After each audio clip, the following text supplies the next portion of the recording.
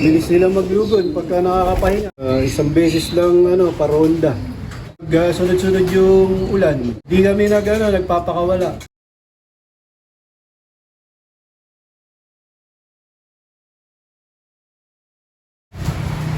Welcome back mga kalapatids. Maraming salamat sa Kalapatids Breeder and Flyer Mix ni Boss Ronald Gonzales. Maraming salamat sa Royal Feathers, Pigeon Bath Salt, sa Metacol, pampaganda ng balahibo at pampalakas ng atay ng ating mga alagang kalapate. Sa Tolome 5-in-1, tamang-tama sa panahon ng tag-ulan. Ayan, Tolome 5-in-1, natural antibiotic.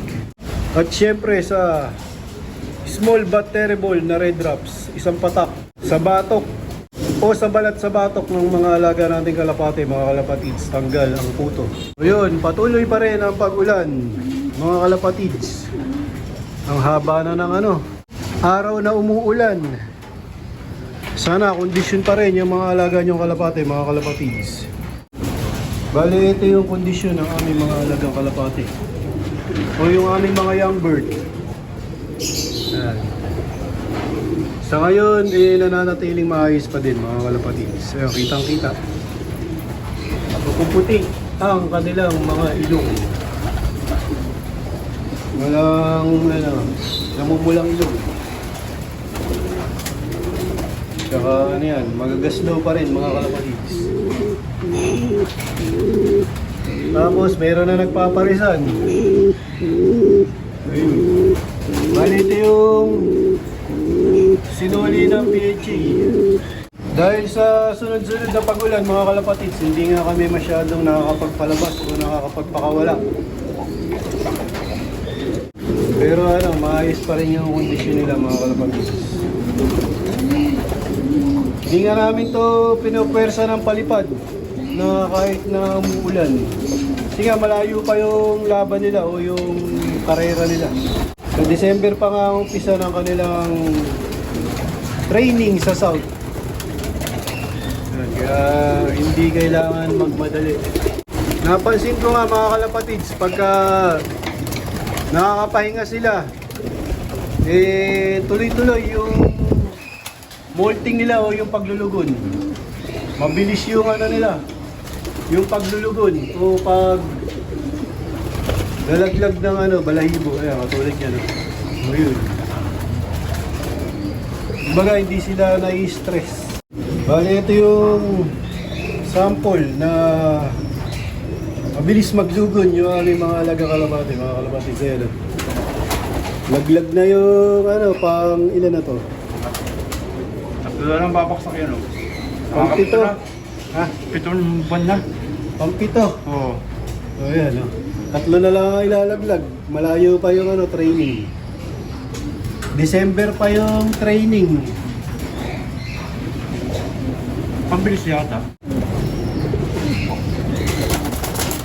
Oh, Oo, pares lang, oh. bilis nila maglugon pagka nakakapahinga mga kalapatids. Ito. Pati sa ulo, no? Oh. Oh. Oo, 4. Ito lang. Mga nga to sa ang start ng training ng ARPCI, tingin ko mga pa. January, December. Mga last week ng November, mga ganun. Tapos ang karera mga February. Tagal pa, no? Oh. Pero yung ibo namin, malapit ng matapos ang ang paglulugod o yung maglaglag ng pakpak. Kaya lang pag ganito, mga gabi na nito magpapares. Katulad nun, mga nagpaparesan na. Parehas, 4. Pati sa mukha, no? Oo. Bali, ang ginagawa nga namin dito mga kalapatids, isang beses lang paronda. Tapos pinapahinga namin.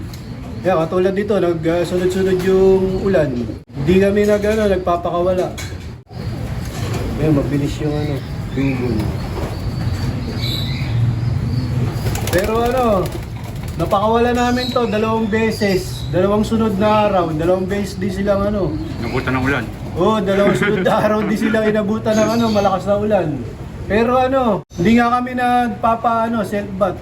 Para kung abutan sila ng malakas na ulan, yun na yung magiging paligo nila. Kaya pagka nung nakaraan, inabutan sila ng malakas na ulan. Pagkatapos ng malakas na ulan, pinagpaglang nila yung ulan. Sa ngayon, maayos pa rin yung kondisyon nila.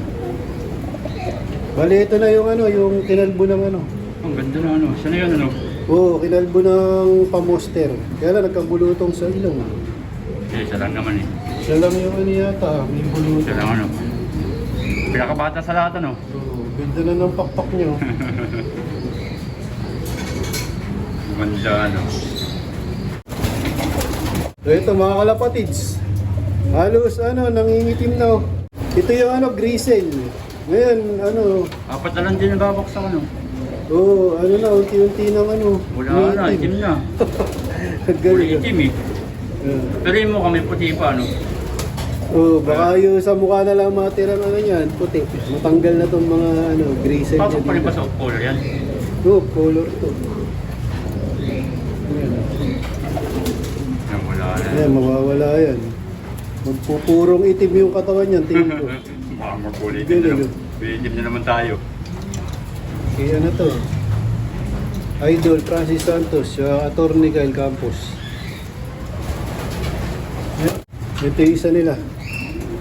Bali, ito nga yung minomonitor ko na naibon nila. Parang Napansin ko kasi nung nakaraang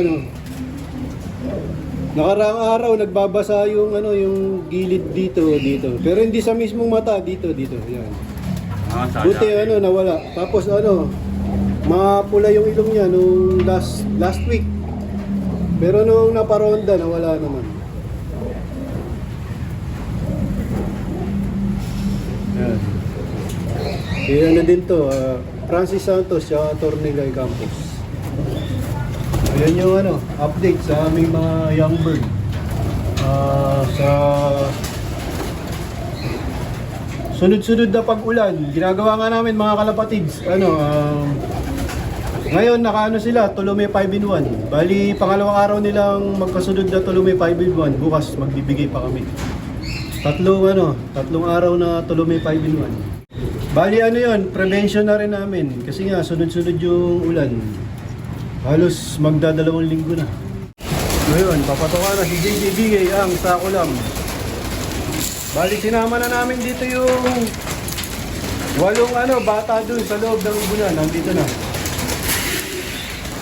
Ayun nga, hindi pa sana yan. Sa agawan sa pagkain. Pero yan, makikipag-agawan yan pagka nagutom na. Ayan, malakas kumain. Bali kaya, nakatulog yung 5-in-1. Ito, ganun din.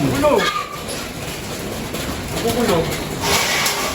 Ayos, ibig sabihin, maayos yung kondisyon nila pagka ganyan kumain. Kahit ulan ng ulan. Ito, yung mga hen, ang lakas din yung mga hen. Siyempre, kalapatids, breeder mix yan, ni Boss Ronald Gonzalez.